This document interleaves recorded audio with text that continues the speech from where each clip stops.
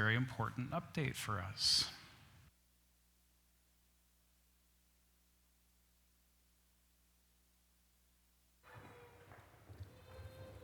Morning. At last year's Refugee Walk, we were blessed to be able to be joined by Jennifer and Lucia, two actual refugees. The first 5 walks, we went out and we talked about refugees. We simulated being a refugee. But at last year's walk, they not only walked with us on the trail, but they shared part of their story, both in Spanish and in English. Jennifer and Lucia come to us from Honduras, where they basically walked from Honduras all the way to Tijuana, to the border.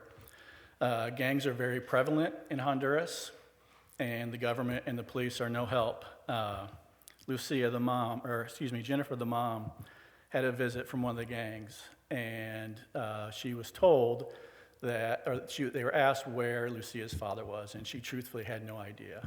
He was not a part of their life. And they said, well, we will be back tomorrow. You either tell us where her father is, or we will take Lucia from you. They left that night and started traveling.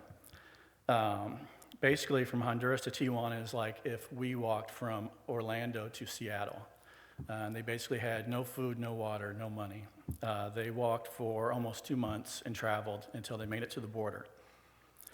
When they arrived at the border, along the journey at some point, they found out that Lucia's father had been killed by the gangs.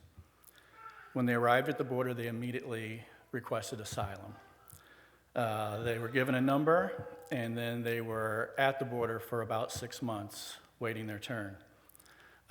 Along that waiting period, Jennifer found 10 other people that had the exact same number that she did. Again, no food, no water, no money. Throughout the journey, basically sleeping outside. At one point, they were able to, she said, only by God's grace, be able to escape being kidnapped by 3 people. Once they eventually got into the U.S., they were at a facility for about 24 days. It was called the Ice Box because there were no blankets, no mattresses. They were lucky that after that 24 days or so, they were taken to a church in San Antonio that helps refugees. The pastor in San Antonio said when they arrived, Jennifer could not speak without sobbing, that Lucia hid behind her mom at all times. Eventually, they made it their way to Illinois with the help of Hopedale Mennonite Church, who has sponsored them. When you are here seeking asylum, you're not able to work until you have a work permit. So the church was able to support them until she was able to work for herself. They now live here in North Peoria. Jennifer works 2 jobs to support their family. She volunteers whenever she's able to. She wants to be a person who can help others, not just be helped by others. Lucia, she attends Peoria Christian School. She was on the volleyball team, the basketball team, and through the past few months, Gretchen and I and Mark and Emily have been blessed to be able to spend time with Lucia. Because of her mom's work schedule, she couldn't pick her up after practice. And so we were amongst a group of people that were able to help pick up Lucia to take her home. Lucia is the kindest, sweetest young lady you've ever met. When she gets in the car, before you can say hello to her, she's asking you how you are doing. She is just a bundle of energy. When the San Antonio pastor came back up to visit at Hopedale Mennonite, this young girl who used to hide behind her mom came and rushed and gave him a bear hug. So our ask, and I look out and I see a group of prayer warriors. We all know that Living Waters, one of our greatest spiritual gifts is that of prayer. Gretchen and I, we ask if you will join this battle. Their asylum case is May 12th. And so we ask that you will join us in prayer that their asylum court date will be a successful one, that they will be able to stay in this country, to be a part of the society, to work and to help others like they want and not be sent back. We have made a prayer card And we're going to make a chain link.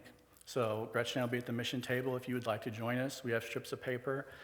You can write a long note if you want. You can write a short note like I did if you want. You can just write your name, but we ask that you'll be part of this prayer chain.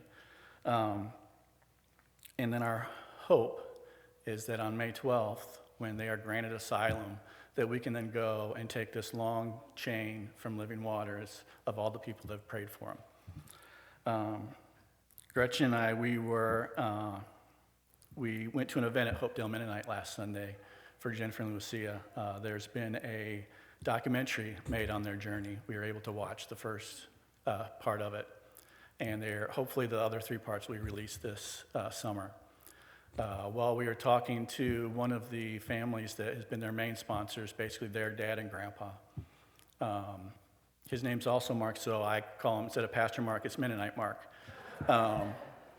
But one thing Mennonite Mark says, yes, we are different religions, but it's the same Jesus. And Jesus asks us to love others. When we were at the event talking with Mennonite Mark, they had just gotten word that Lucia's grandfather had been killed by the gangs too. So this is the blood of her family. And so we can all imagine what will happen if they are sent back. So yes, on behalf of Gretchen and I know Mark and Emily, Hopedale Mennonite Church, Jennifer and Lucia, we hope that you will be a part of this prayer chain. And like I said, we have a card for each family that would like to help us. So thank you so much.